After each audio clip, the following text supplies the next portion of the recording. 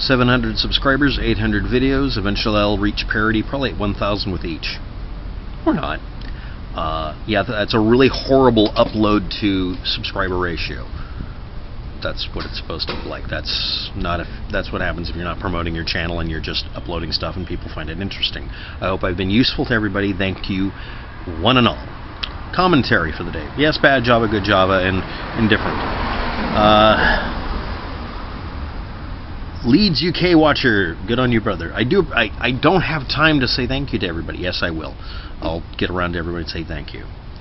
A lot of people do appreciate my videos. Thank you. You don't have to upvote them. You don't have to subscribe. You don't have to comment, but thank you. WTF Sky said thank you, and it's like, you're welcome. But I obviously stole the video idea from you and went with it. Also, please consider, learning how to use tech with it. Learn how to abuse the archive.whatevers out there, because there's more than 2 of them, but only one of them seems to work. Warning: archive.org will redact stuff and retrocon things when people demand it, because they take bribes now, or more accurately, they get sued.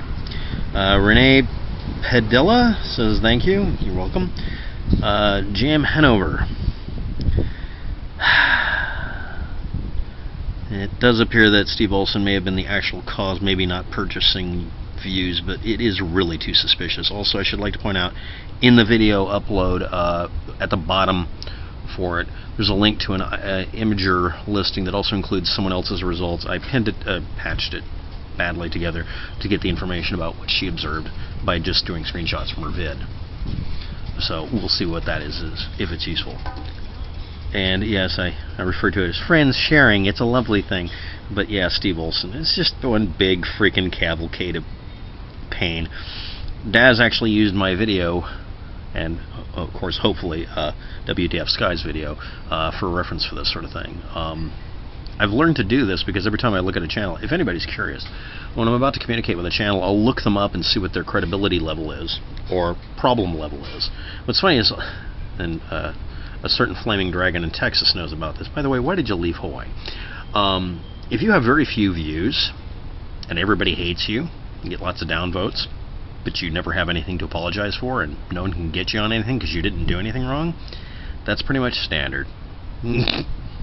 It's like to say thank you. I got to see one of the WTF Sky's little get-togethers where we're all sitting there, and it's like, I love the response. Well, when you post a video and you don't answer their questions, they come to our channels for questions and answers, and it's making us angry because you keep telling them lies. Talking to, what was his name? Oh yeah, Nibiru 2016 cookie cutter. Anyway,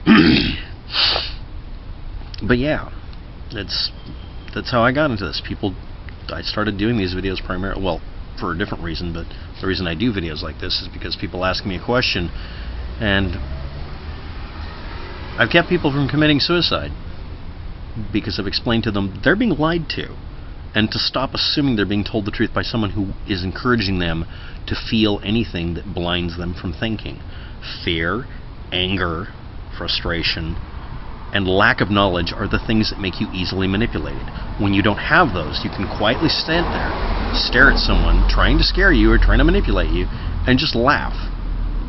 Because suddenly they go from being this big towering edifice of authority to the little pipsqueak on the corner you can ignore because you'd really rather just go off this direction and get a little ice cream or something. Anyway, next.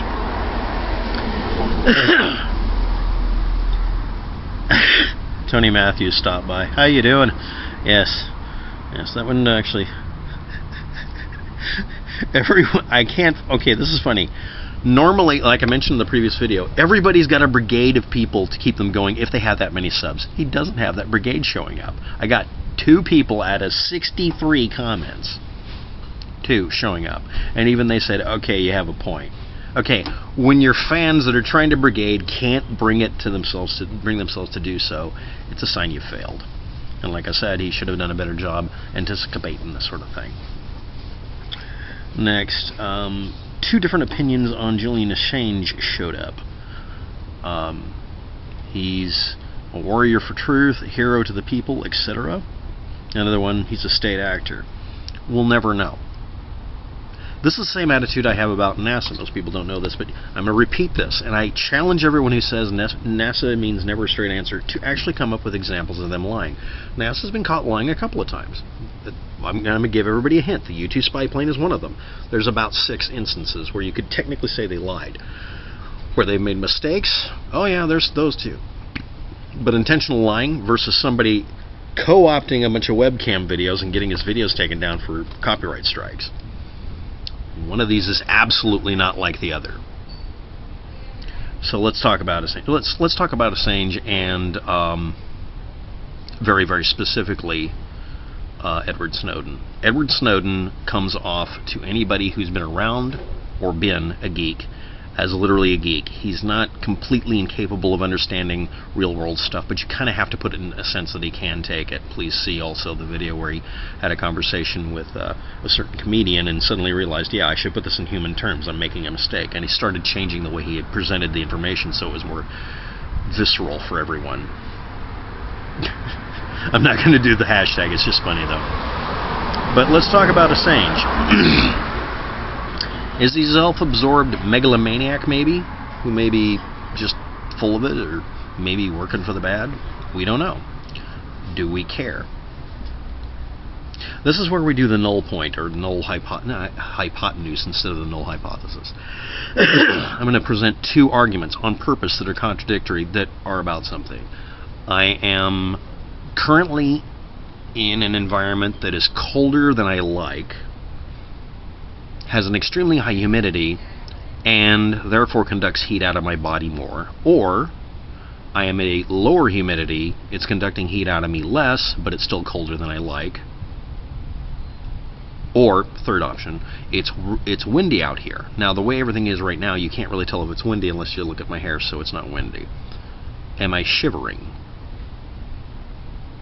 No. So it's probably not high humidity. Now, this is a silly thing to do, but those are assumptions and conclusions I'm presenting.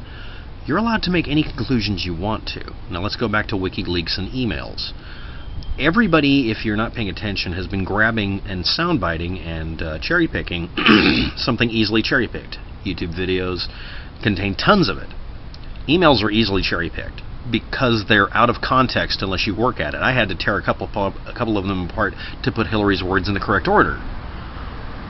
But you can do that too. We can decide that Julian Assange does have an axe to grind against Hillary Clinton. But is he lying? Do we care? Well, we do. Him running this group, but really the entire group is responsible for releasing stuff on a certain timing is done for tactical reasons and have a certain effect.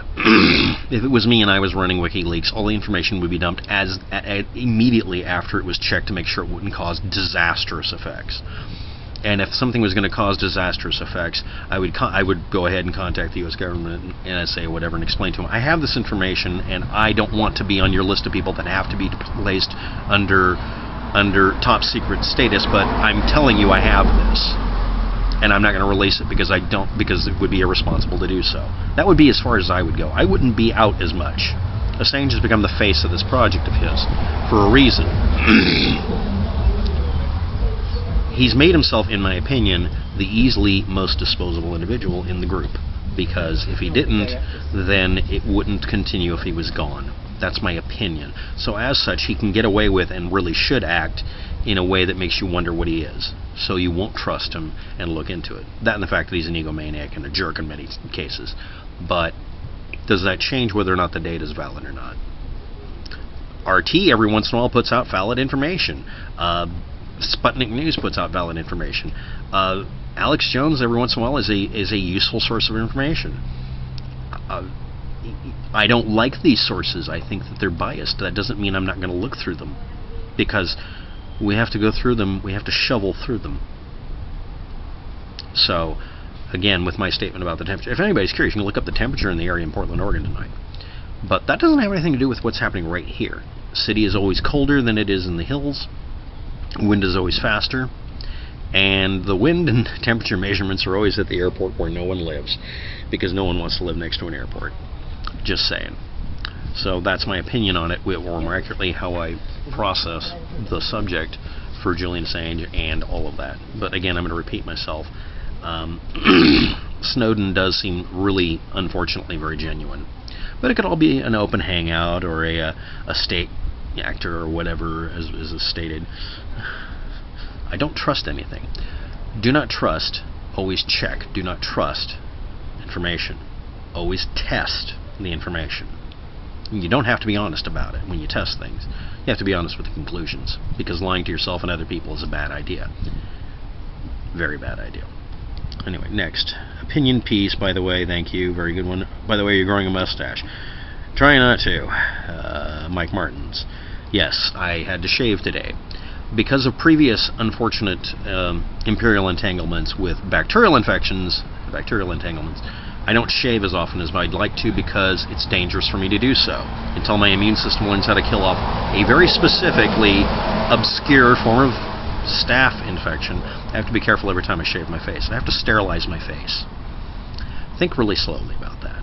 And I also, if anybody's curious, I have to shave without using water first, which means I dry shave. So yeah, I don't shave all the time. I have to sterilize my face, dry shave, and then sterilize it again. Do you think, I covered this with someone, but I'm going to cover it now. Orbital dynamics factors, electrostatic harmonics, and the electric universe. This is specifically for someone in Buffalo, New York. To be very blunt, real-world physical experiments on Earth with a gravitational field and a magnetic field, it's really hard to prove that two heavy objects have gravitational pull towards each other. There's too many tiny variables. Electromagnetic spectrum stuff, magnetic fields, and electrostatics are easier to test.